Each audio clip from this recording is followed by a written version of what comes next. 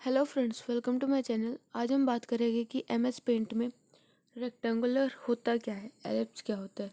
कुछ टूल्स हैं जिनको हम डिस्क्राइब करेंगे कि आप एमएस पेंट में इनमें किस तरीके से काम कर सकते हो।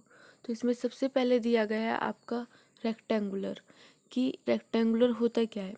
रेक्टेंगुलर आप सबने देखा होगा कि रेक्टेंगुलर में क्या होता है, ये आपकी एक शेप होती है जो आप डिज़ाइन क्रिएट करने के लिए आप एमएस पेंट में इस्तेमाल करते हो, जिसमें इसकी आमने सामने की जो भुजाएं होती है वो बराबर होती है।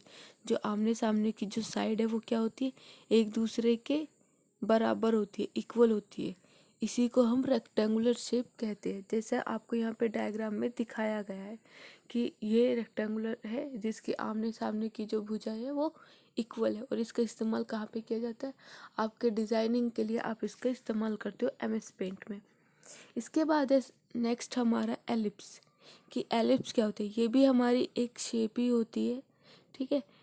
ये जो शेप है ये एग के समान होती है। जो अंडा होता है उसके दिखने में ये उसके जैसी होती है। यह सर्किल में लंबा होता है तथा फ्लैट होता है, ठीक है।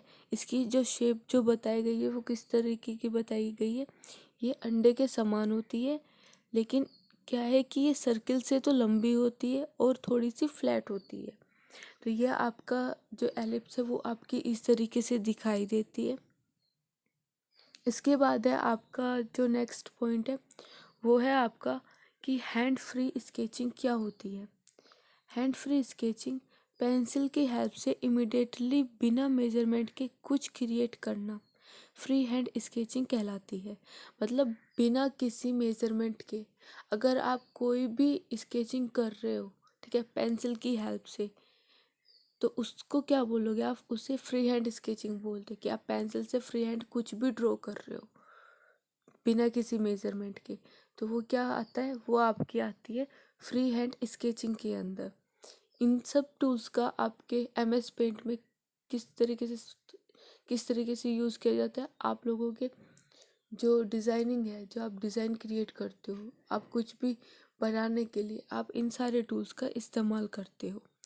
इसके बाद है आपका सिलेक्ट टूल। सिलेक्ट टूल में क्या चीज़ बताई गई है कि एमएस पेंट में सिलेक्ट टूल का यूज़ किसी भी ऑब्जेक्ट, इमेज, शेप ईटीसी को सिलेक्ट करने के लिए किया जाता है। जो आपका सिलेक्ट टूल है, आप इसका इस्तेमाल किस तरीके से करते हो। आपको किसी भी इमेज को, किसी भी ऑब्जेक्ट को या फिर किसी भी शेप को क्या करना है, अगर आपको उसको सिलेक्ट करना है तो सिलेक्ट करने के लिए आप क्या करोगे, आप सबसे पहले सिलेक्ट टूल पे जाओगे और उसको सिलेक्ट करोगे, ठीक है। सिलेक्ट टूल में सिलेक्शन के लिए डिफरेंट डिफरेंट सिलेक्शन ऑप्शन दिए गए हैं। जो आपकी सिलेक्शन टूल है, ठीक है, आपके सिलेक्ट टूल में अलग अलग शेप के आपको क्या दिए गए हैं, आपको सिलेक्शन के लिए ऑप्शन दिए गए हैं, जो आपको नीचे इस डायग्राम में जो है वो दिखाया गया है। ये आपका जब आप सिलेक्ट टूल पे क्लिक करते हो तो आपका इस तरीके से ये एक डायग्राम आपको शो होता है, जिसमें आपका रेक्टेंगुलर सिलेक्शन दिखाई देता है, फ्री हैंड सिलेक्शन आपको दिखाई देता है। सिलेक्शन ऑप्शन में आपको सिलेक्ट ऑल कर सकते हो, एक साथ आप सारी चीज़ों को सिलेक्ट कर सकते हो। इन्वर्ट सिलेक्शन कर सकते हो, डिलीट का ऑप्शन आता है, ट्रांसपेरेंट सिलेक्शन का ऑप्शन आता है। तो इस तरीके से आपका जब आप सिलेक्ट टूल पे क्लिक करते हो तो आपको इस तरीके से ये ऑप्शन जो है वो शो होते हैं। सिलेक्ट टूल का काम यही होता है कि आपने किसी भी ऑब्जेक्ट को, किसी भी इमेज को या फिर किसी भी शेप को अगर आपको सिलेक्ट करना है तो उसके लिए आप क्या करते हो, आप सिलेक्ट टूल पे जाते हो और वहाँ पे आप सिलेक्ट करते हो उस ऑब्जेक्ट को। जैसा कि अभी हमने पढ़ा था कि हमारा जो सिलेक्ट टूल है उसके अंदर हमें बहुत सारी सिलेक्शन शेप जो है वो नज़र आती है। आइए अब बात करते हैं कि ये जो आपकी सिलेक्शन शेप है इनमें आपको कौन कौन सी शेप जो है आपको नज़र आती है। इसमें सबसे पहले आपको जो शेप आपको दिखाई देती है डायग्राम में जो आपने देखा था उसमें सबसे पहले थी आपकी रेक्टेंगुलर सिलेक्शन। कि आपका रेक्टेंगुलर सिलेक्शन होता क्या है। इस सिलेक्शन के द्वारा किसी भी ऑब्जेक्ट शेप को रेक्टेंगुलर सिलेक्शन स्क्वायर फॉर्म में सिलेक्ट किया जा सकता है। तो इसमें क्या चीज़ बताई गई है कि आपका जो ये रेक्टेंगुलर सिलेक्शन जो है, इसमें आप क्या कर सकते हो कि आप इसमें किसी भी ऑब्जेक्ट को या फिर किसी भी शेप को आप रेक्टेंगुलर सिलेक्शन स्क्वायर फॉर्म में आप इसको सिलेक्ट कर सकते हो। आप इसको रेक्टेंगल जो होता है उसके फॉर्म में आप इसको सिलेक्ट कर सकते हो। ठीक है, इसके बाद बताया गया है कि सिलेक्ट करने पर ड्राइंग का एक मेन पार्ट जो है वो सिलेक्ट हो जाता है। जिस एरिया पे आप सिलेक्ट करोगे वो एरिया, वो मेन पार्ट आपका क्या हो जाता है, सिलेक्ट हो जाता है। जब आप रेक्टेंगुलर सिलेक्शन के द्वारा आप क्या करते हो, ये आप सिलेक्ट पे जाते हो। वहाँ पे जाने के बाद जब आप रेक्टेंगुलर सिलेक्शन का ऑप्शन चूज़ करते हो, उसके बाद आप उस ऑब्जेक्ट पे जाके जब आप सिलेक्ट करते हो तो उससे क्या होता है कि आपका रेक्टेंगुलर सिलेक्शन स्क्वायर फॉर्म में आपका जो शेप या फिर आपकी जो ऑब्जेक्ट है वो सिलेक्ट हो जाती है। और इससे क्या होता है कि आपका जो ड्राइंग है उसका मेन पार्ट जो है वो सिलेक्ट हो जाता है। इसके बाद दिया गया है आपका second point, free from selection, कि आपका फ्री फ्रॉम सिलेक्शन जो है वो होता क्या है। फ्री फ्रॉम सिलेक्शन भी आपका सिलेक्शन शेप का ही अंदर का एक पार्ट है, जो आपके डायग्राम में, जैसे आप देख रहे हो कि आपके डायग्राम में ये चीज़ शो कराई गई थी। ठीक है, तो फ्री फ्रॉम सिलेक्शन के द्वारा किसी भी आकार में इमेज या फिर ड्राइंग शेप आदि को सिलेक्ट कर सकते हैं। आप फ्री फ्रॉम सिलेक्शन से भी क्या कर सकते हो, आप किसी भी इमेज या फिर किसी भी ड्राइंग शेप को आप क्या कर सकते हो, उसको आप सिलेक्ट कर सकते हो। यदि किसी ड्राइंग को सर्किल पार्ट यूज़ में लाना है तो आप फ्री फ्रॉम सिलेक्शन के द्वारा उससे सिलेक्ट कर सकते हो। अगर आपको किसी भी ड्राइंग को आपको किसी उसमें सिलेक्ट करना है, उसको सर्किल शेप में, आपको उसको गोलाई में सिलेक्ट करना है, तो वो आप फ्री हैंड जो आपका फ्री फ्रॉम सिलेक्शन जो है उसकी हेल्प से वो आप बड़ी आसानी से कर सकते हो। जो आपका रेक्टेंगुलर सिलेक्शन था उसमें आपने पढ़ा था कि उसमें आपने रेक्टेंगुलर सिलेक्शन स्क्वायर फॉर्म में सिलेक्ट किया था अपना ऑब्जेक्ट। फ्री फॉर्म सिलेक्शन में आप उसको किसी भी शेप में आप उसको सिलेक्ट कर सकते हो, अपने ऑब्जेक्ट को, अपनी इमेज को, अपने ड्राइंग को। और अगर आपको उसको सर्किल उसमें उसको सिलेक्ट करना है, आपको उसको गोलाई में सिलेक्ट करना है, तो वो भी आप फ्री फ्रॉम सिलेक्शन से बड़ी ही आसानी से कर सकते हो। इसके बाद है हमारा सिलेक्ट ऑल, जिसकी शॉर्टकट की होती है आपकी कंट्रोल के साथ आप प्लस करते हो ए को, तो उससे आपका जितने भी आपके ऑब्जेक्ट जो आपके कैनवास पे होते हैं, जितने भी ऑब्जेक्ट आपके कैनवास पे या फिर आपके ड्राइंग एरिया पे आप बोल सकते हो होते हैं, वो सभी आपके सिलेक्ट हो जाते हैं।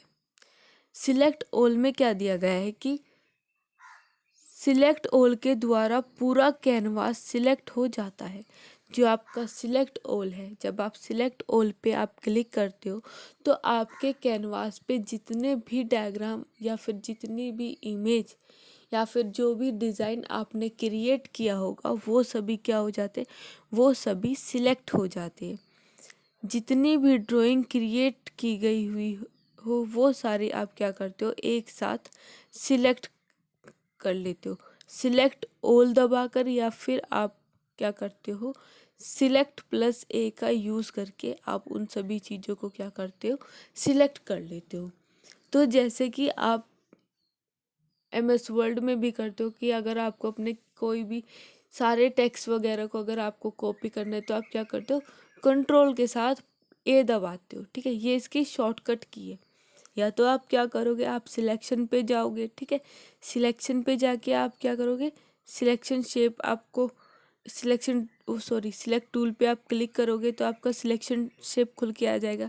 वहाँ पे आप सिलेक्ट ऑल करोगे तो आपके कैनवास पे जितनी भी इमेज, जितनी भी ड्राइंग या फिर जितना भी डिज़ाइन आपने क्रिएट किया हुआ होगा वो सभी सिलेक्ट हो जाएगा। मतलब आपके कैनवास पे जो कुछ भी लिखा होगा, जो आपका ड्राइंग एरिया, जो वाइट कलर की जो शीट आपको दिखाई देती है उस पर जो कुछ भी ड्रॉ हो रहा होगा वो सिलेक्ट ऑल करने से सारी चीज़ें सिलेक्ट हो जाती है, जिसकी शॉर्टकट की आप इस्तेमाल करते हो कंट्रोल प्लस ए। ठीक है, इसके बाद आपका नेक्स्ट क्या बताया गया है, इन्वर्ट सिलेक्शन। कि इन्वर्ट सिलेक्शन होता क्या है। इन्वर्ट सिलेक्शन के द्वारा पहले से सिलेक्ट किए गए ऑब्जेक्ट को डी सिलेक्ट करने के लिए किया जाता है। मतलब इन्वर्ट सिलेक्शन, इन्वर्ट से आपको समझ में आ रहा होगा कि जो आपने किया गया हुआ है उसको वापस से एक स्टेप में लेके जाना।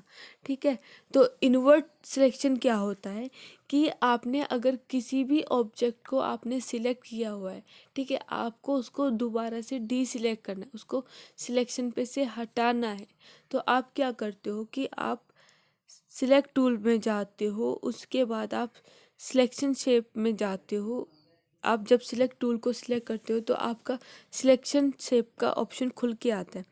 आप उस पर इन्वर्ट सिलेक्शन जब करोगे तो आपने जो भी ऑब्जेक्ट या जो भी इमेज या फिर अपना जो भी डिज़ाइन क्रिएट किया गया है, आप उस पर क्या करते हो, आप उस पर डी सिलेक्ट, मतलब आप उस पर सिलेक्ट करोगे तो वो जो आपका सिलेक्ट किया हुआ होगा ऑप्शन, ठीक है, वो क्या हो जाएगा, वो डी सिलेक्ट हो जाएगा। इन्वर्स में यही चीज़ बताई गई है कि जब भी आपने कोई भी ऑब्जेक्ट सिलेक्ट किया हुआ है, आप इन्वर्ट पे जाके जब क्लिक करोगे, ठीक है, उस ऑप्शन पे जाके क्लिक करोगे तो जो भी ऑब्जेक्ट आपका सिलेक्ट किया हुआ होगा वो क्या हो जाएगा, वो डी सिलेक्ट हो जाएगा, वो सिलेक्शन पे से हट जाएगा। यदि कोई इमेज सिलेक्ट की है तो तब इन्वर्ट सिलेक्शन अप्लाई करते हैं, तो सिलेक्ट की गई इमेज तो डी सिलेक्ट हो जाती है और पूरा कैनवास सिलेक्ट हो जाता है।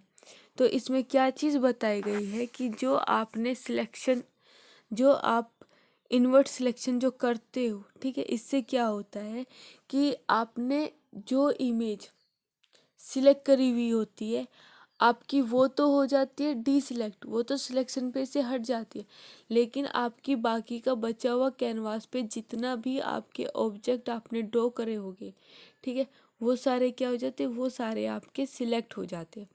तो इस इन्वर्ट सिलेक्शन में यही चीज़ बताई गई है कि जो ऑप्शन आपने पहले से सिलेक्ट किया होगा, अगर आप इन्वर्ट पे जाके क्लिक करते हो तो क्या होता है कि जो ऑप्शन सिलेक्ट किया हुआ होता है वो तो सिलेक्शन पे से हट जाता है, लेकिन जो बाकी के बचे हुए जो आपके ऑब्जेक्ट या फिर आपके जो डिज़ाइन होते हैं वो आपके सिलेक्ट हो जाते हैं। इसके बाद है इसमें आपका डिलीट का ऑप्शन, कि डिलीट ऑप्शन से क्या होता है। डिलीट ऑप्शन के द्वारा सिलेक्ट किए गए ऑब्जेक्ट या फिर शेप या फिर ड्राइंग या इमेज को डिलीट किया जाता है। तो जो आपका डिलीट ऑप्शन है, इससे आप क्या करते हो कि आपने अपना कोई भी ऑब्जेक्ट अगर आपने सिलेक्ट किया हुआ है, ठीक है, या फिर आपने कोई अपनी शेप सिलेक्ट करी हुई है या फिर आपने कोई ड्राइंग को सिलेक्ट किया हुआ है या फिर कोई इमेज को सिलेक्ट किया हुआ है, तो इसको सिलेक्ट करने के बाद अगर आप इस पर डिलीट पे जाके क्लिक करते हो तो जो ऑब्जेक्ट आपने सिलेक्ट किया हुआ होता है वो क्या हो जाता है, वो डिलीट हो जाता है। यदि ड्राइंग इमेज या फिर ड्राइंग शेप में किसी भी मेन पार्ट को आप डिलीट करना चाहते हो तो पहले उस पार्ट को आप सिलेक्ट करोगे और उसके बाद डिलीट ऑप्शन की हेल्प से उसे डिलीट कर दोगे। तो डिलीट ऑप्शन का इस्तेमाल जो है वो इसी तरीके से किया जाता है कि अगर आपको किसी भी इमेज को, आपको किसी भी शेप को या फिर किसी भी ड्राइंग या इमेज को, आपको ऑब्जेक्ट को क्या करना है, आपको डिलीट करना है, तो आप क्या करते हो, आप सबसे पहले उस ऑब्जेक्ट को सिलेक्ट करते हो। सिलेक्ट करने के बाद आप क्या करते हो, आप जो डिलीट आपका बटन है आप उसको प्रेस कर सकते हो। इससे क्या होगा कि जो आपका, या फिर आप डिलीट पे जाके क्लिक कर सकते हो, तो जो आपका पोर्शन आपने सिलेक्ट किया हुआ होता है वो आपका डिलीट हो जाता है। आपको किसी भी इमेज में या फिर किसी भी ड्राइंग में कोई भी मेन पार्ट आपको क्या करना है, आपको डिलीट करना है, तो आप उसको उतना ही सिलेक्ट करोगे और आप डिलीट पे जाके क्लिक करोगे। तो इससे क्या होगा कि आपका जो पार्ट है, जो आपने पार्ट सिलेक्ट किया था, वो डिलीट हो जाएगा। इसके बाद आता है आपका लास्ट ऑप्शन आपके सिलेक्ट टूल का, ट्रांसपेरेंट सिलेक्शन। ट्रांसपेरेंट से आप समझ रहे होगे कि पारदर्शी, जिसमें आपको बैक साइड का आपको आसानी से दिख सके। तो इस सिलेक्शन में जब सिलेक्ट ड्राइंग या फिर शेप या इमेज के बैकग्राउंड कलर का यूज़ हमें नहीं करना होता, तब हम क्या करते हैं, तब हम ट्रांसपेरेंट सिलेक्शन का यूज़ करते हैं। तो इसमें क्या चीज़ बताई गई है कि जब आपको आपकी ड्राइंग या फिर आपकी शेप, इनमें से आपको किसी के भी बैकग्राउंड की अगर आपको यूज़ नहीं करना होता, तब आप क्या करते हो, आप ट्रांसपेरेंट सिलेक्शन को सिलेक्ट करते हो, उस पर क्लिक करते हो। तो उससे क्या होता है कि आपका जो ट्रांसपेरेंट जो भी आपका ऑब्जेक्ट है, उसका आपको बैकग्राउंड जो है वो ट्रांसपेरेंट दिखना स्टार्ट हो जाता है। तो ये था आपका कि आपके सिलेक्ट जो टूल है उसमें आपको कौन कौन से ऑप्शन आपको दिखाई देते हैं। इसमें आपको रेक्टेंगुलर सिलेक्शन कर सकते हो आप लोग, आप फ्री फ्रॉम सिलेक्शन कर सकते हो, आप सिलेक्ट ऑल कर सकते हो, इन्वर्ट सिलेक्शन कर सकते हो, डिलीट कर सकते हो जो भी आपने सिलेक्ट किया होगा, आप ट्रांसपेरेंट सिलेक्शन इसमें कर सकते हो। तो इसमें ये आपके सारे ऑप्शन हैं जो आप इसके अंदर यूज़ करते हो। इसके बाद है कि आपकी इरेज़र, ठीक है, आप एमएस पेंट में इरेज़र का किस तरीके से इस्तेमाल करते हो। तो इसमें सबसे पहले आपका दिया हुआ है कि आपका सबसे पहला स्टेप क्या है कि सबसे पहले एमएस पेंट को आप ओपन करोगे, ठीक है, किसी भी पिक्चर को उसमें फिर आप ओपन करोगे। तो इसमें क्या चीज़ बताई गई है कि आपका सबसे पहला ऑप्शन क्या है, आप एमएस पेंट पे इरेजर टूल को आपको अगर यूज़ करना है तो उसके लिए आप क्या करते हो कि आप सबसे पहले क्या काम करते हो, आप सबसे पहले अपना एमएस पेंट को ओपन करते हो। उसके बाद आप क्या करते हो, किसी भी पिक्चर को आप ओपन करते हो। सेकंड स्टेप है, जिस भी पिक्चर या ड्राइंग को आपको इरेज करना है उससे आप एमएस पेंट में ओपन कर लेते हो, या फिर कोई भी आप नया डिज़ाइन जो है वो क्रिएट कर सकते हो, ठीक है।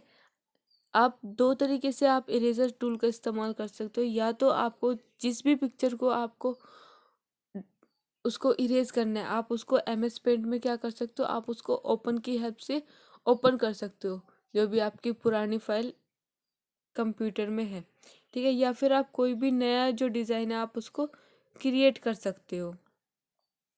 इसके इसमें थर्ड स्टेप में आपका बताया गया है कि इरेज टूल को सिलेक्ट करते समय सिलेक्ट करने के लिए होम टैब के आप टूल ग्रुप या फिर पैनल में से इरेजर के आइकन पर आप क्लिक करते हो, जिससे इरेजर टूल जो है वो सिलेक्ट हो जाता है। तो इसमें क्या चीज़ बताई गई है कि आपका जो इरेजर टूल है वो आपको कहाँ पे मिलता है।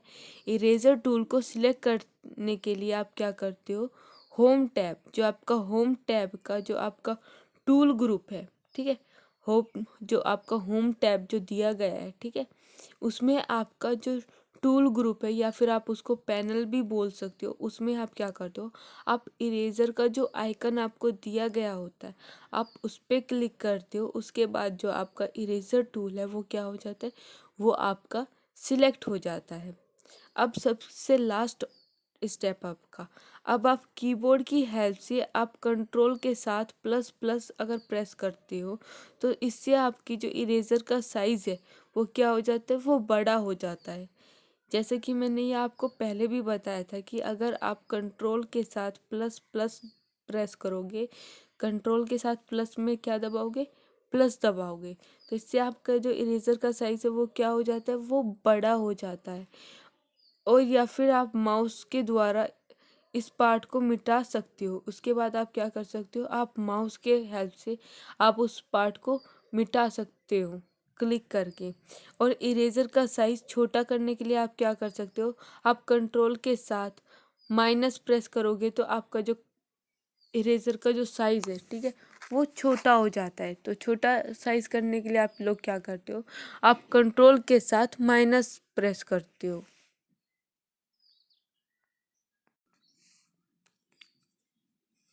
तो ये आपके इरेजर को टूल करने के इस्तेमाल करने के आपके तरीका बताया गया है कि आप इसको 4 स्टेप में आप अपना जो इरेजर टूल है उसको इस्तेमाल कर सकते हो।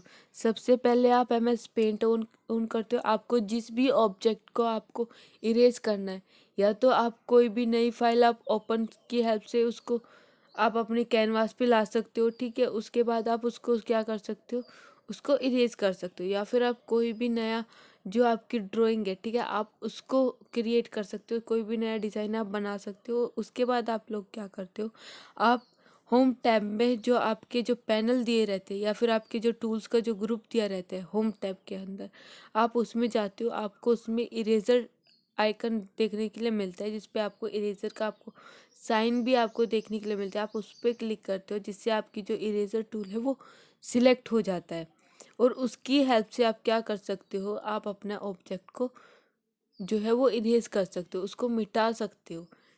और आपका जो इरेजर का जो साइज़ है वो आप कंट्रोल के साथ अगर आप प्लस प्रेस करते हो तो आपका जो इरेजर का साइज़ है वो बढ़ जाता है। अगर आप कंट्रोल के साथ माइनस प्रेस करते हो तो इससे आपका जो इरेजर का जो साइज़ है वो क्या हो जाता है, वो कम हो जाता है, डिक्रीज हो जाता है।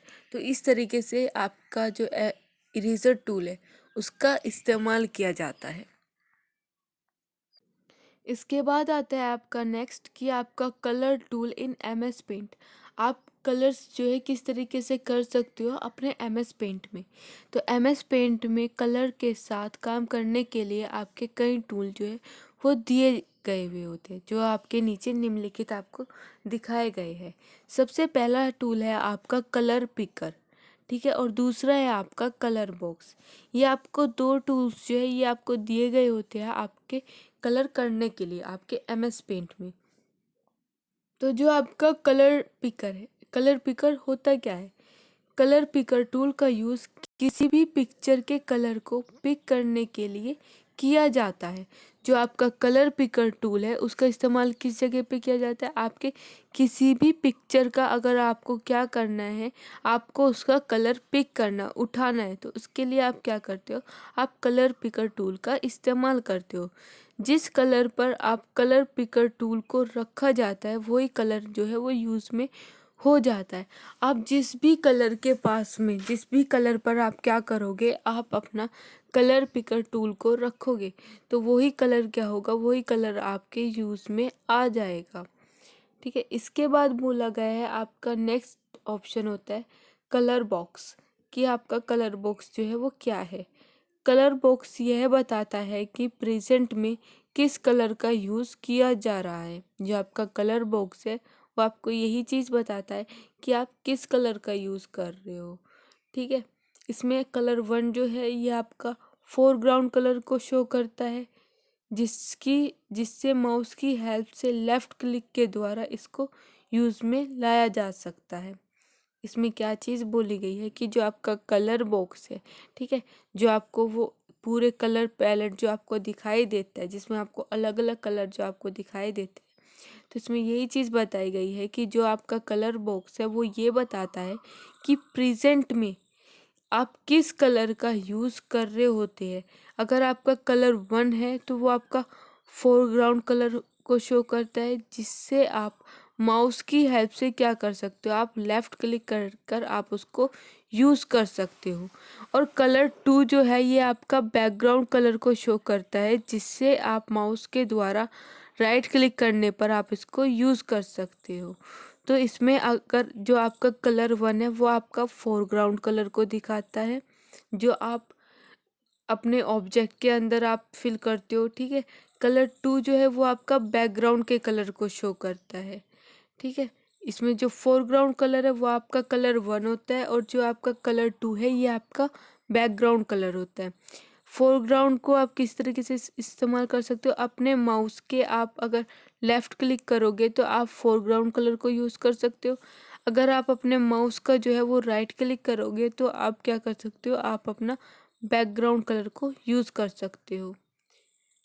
और जो आपका कलर पिकर है, अगर आप किसी भी कलर पे अगर आप जाके क्लिक करते हो, ठीक है, कलर टूल को पिक करते हो तो आप उस कलर का यूज़ कर सकते हो। तो ये आपके एम एस पेंट के अंदर जो है ये टूल्स बताए गए हैं। एक आपका कलर पिकर टूल और दूसरा आपका कलर बॉक्स, ठीक है, कलर बॉक्स और आपका कलर पिकर। तो कलर पिकर क्या था कि कलर पिकर टूल का यूज़ जो है वो किसी भी पिक्चर के कलर को पिक करने के लिए किया जाता है। जो आपका कलर पिकर टूल है ये किसी भी पिक्चर या फिर किसी भी आपके ऑब्जेक्ट का ये क्या करता है, ये आपका कलर पिक करने के लिए इस्तेमाल किया जाता है। इसके बाद ऑप्शन आता है हमारा कि हम मैग्नीफायर टूल को किस तरीके से इस्तेमाल कर सकते हो, कि जो आपका मैग्नीफाइड जो टूल होता है आप उसको किस तरीके से आप अपने एमएस पेंट में इसका इस्तेमाल कर सकते हो। तो इसके लिए आप क्या करते हो, मैग्नीफाइड टूल क्या होता है जिसमें आप कोई भी इमेज को छोटा या बड़ा करके आप देख सकते हो। ठीक है, तो इसका इस्तेमाल करने के लिए आप क्या करते हो, आप सबसे पहले एमएस पेंट को ओपन करोगे। आपका पहला स्टेप क्या होगा कि आप एमएस पेंट को सबसे पहले ओपन करते हो।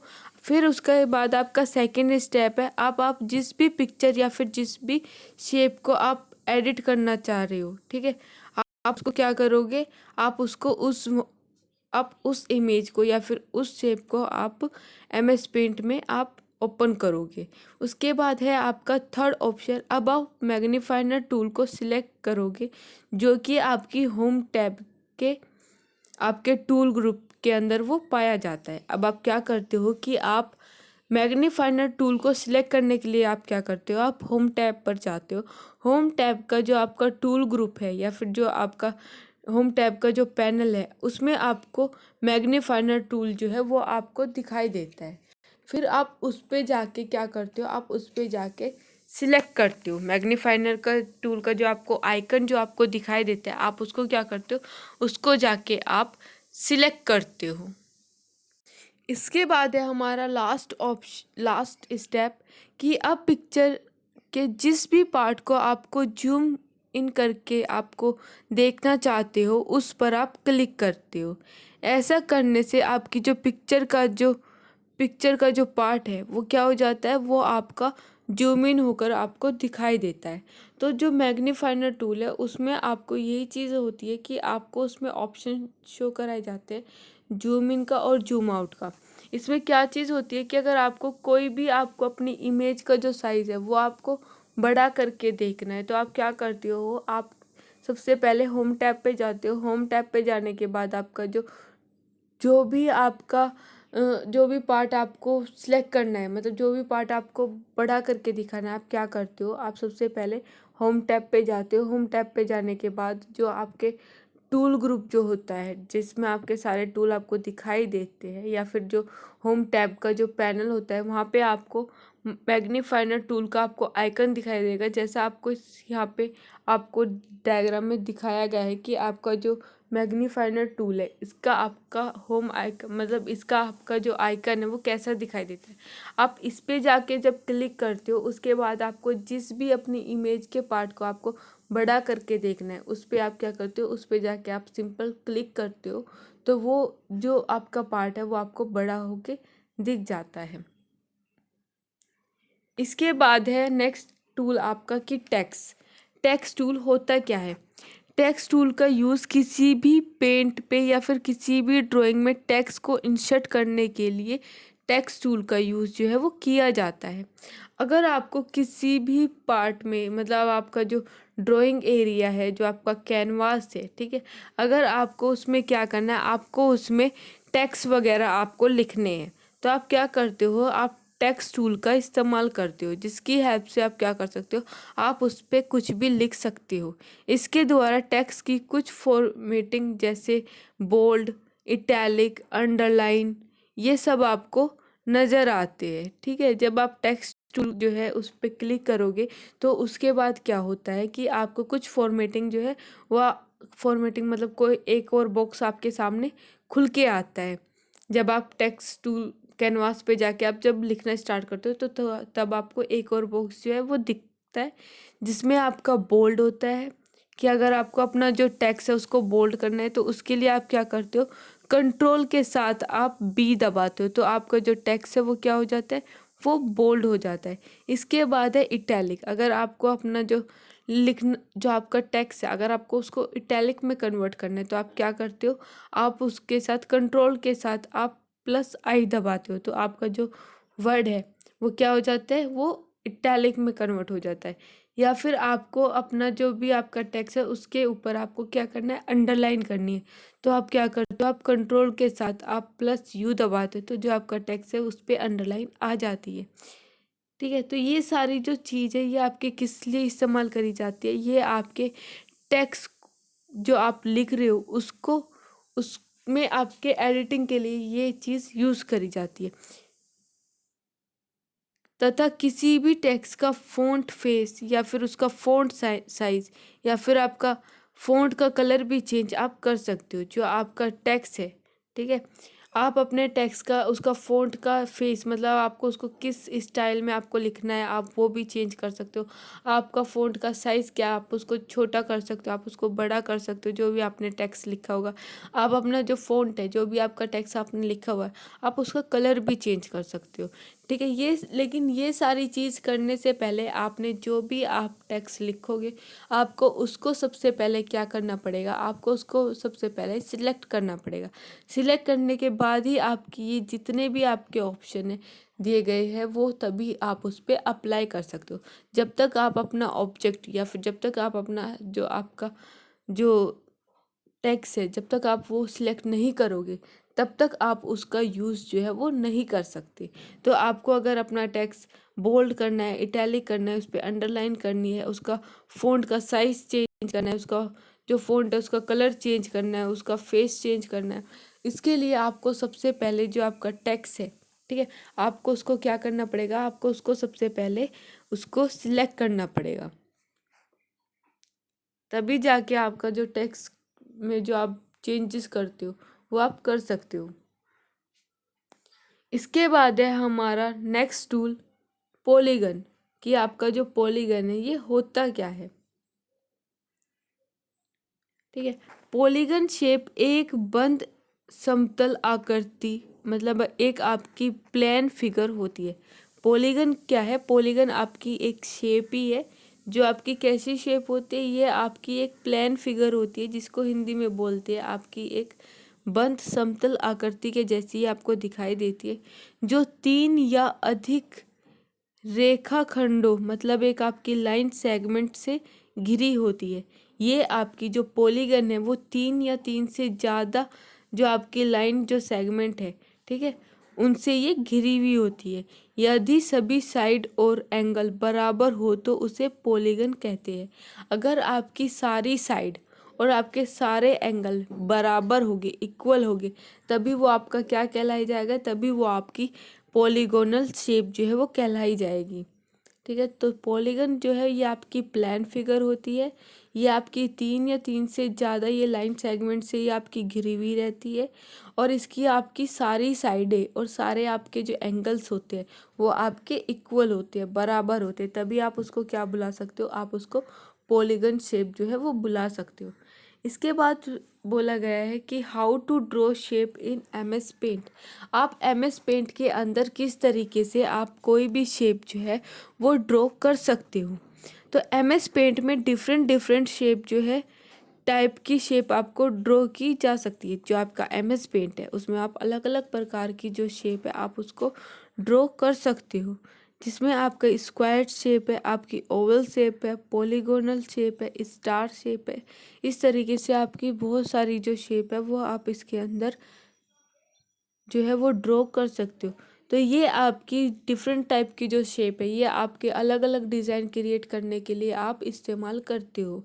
इनका इस्तेमाल जो है आपके डिज़ाइन क्रिएट करने के लिए या फिर कोई भी लोगो वगैरह आप क्रिएट करें उसको बनाने के लिए करी जाती है। तो इसके लिए आप क्या करते हो, आप सबसे पहले जो स्टेप है वो है इसमें कि शेप ड्रॉ करने के लिए सबसे पहले आप MS पेंट को ओपन करते हो। कि अगर आपको कोई भी शेप ड्रॉ करनी है तो उसके आपको MS पेंट में कुछ भी काम करना है, कोई भी किसी भी टूल्स का इस्तेमाल करना है, तो आप सबसे पहले तो अपना जो MS पेंट है आप उसी को ही ओपन करोगे, ठीक है। तो किसी भी शेप को ड्रॉ करने के लिए आप क्या करते हो, सबसे पहले आप अपना MS पेंट जो है वो ओपन करते हो। सेकेंड स्टेप है आप लोगों का कि MS पेंट ओपन करने के बाद आप होम टैब में से शेप बॉक्स पर क्लिक करते हो।